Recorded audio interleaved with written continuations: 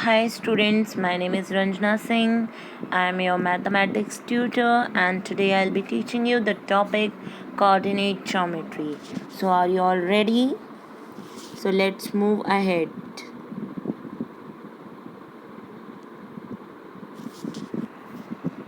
Now, you observe that position of any object lying in a plane can be represented with the help of two perpendicular lines. In case of dot, we require distance of the dot from bottom line as well as from left edge of the paper. In case of sitting plan, we require the number of the column and that of the row. This simple idea has far-reaching consequences and has given rise a very important branch of mathematics known as coordinate geometry.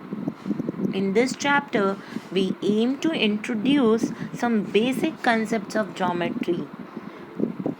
You will study more about these in your higher classes.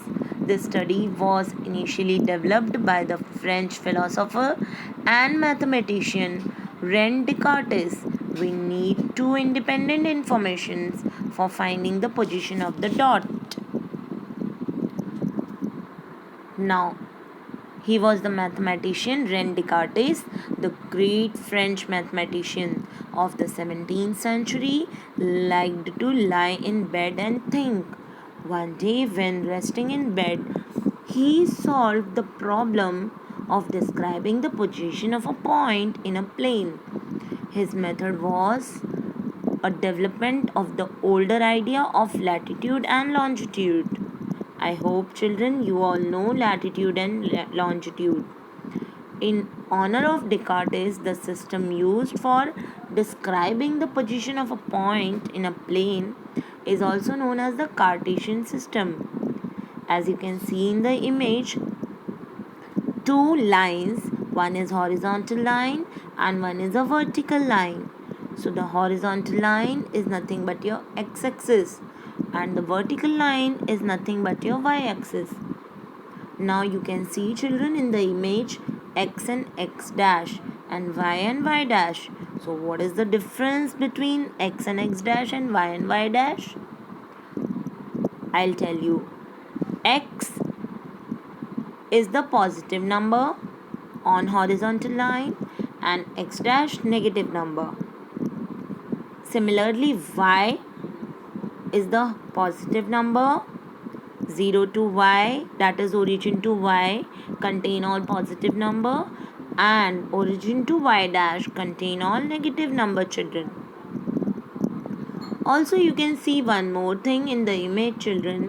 When two lines, one horizontal and one vertical line, intersect each other at right angle, it divides the whole plane into four parts. Now those four parts are nothing but quadrant.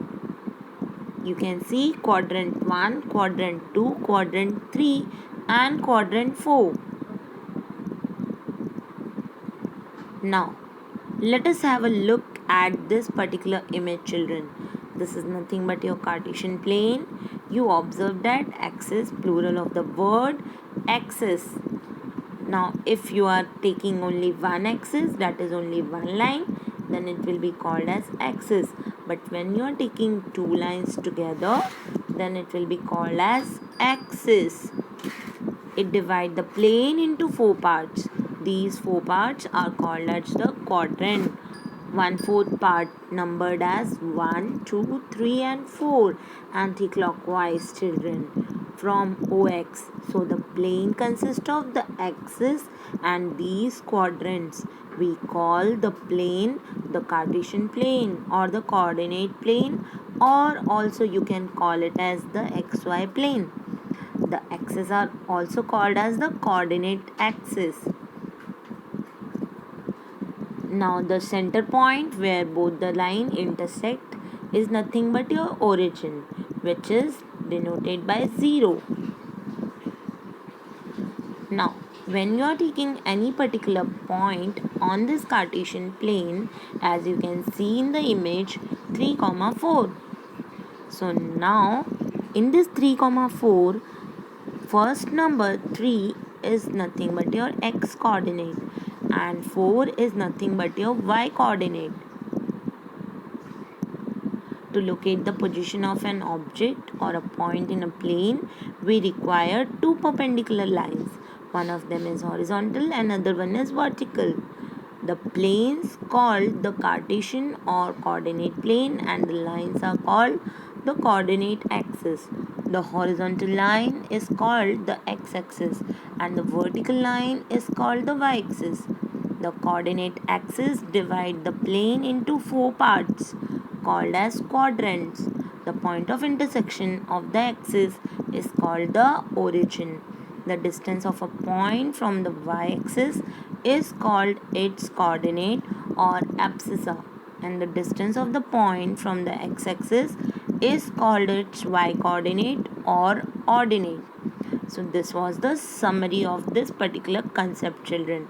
In my next class, I will teach you how to plot the points on Cartesian plane. Till then, bye bye. Thank you so much and just take care of yourself.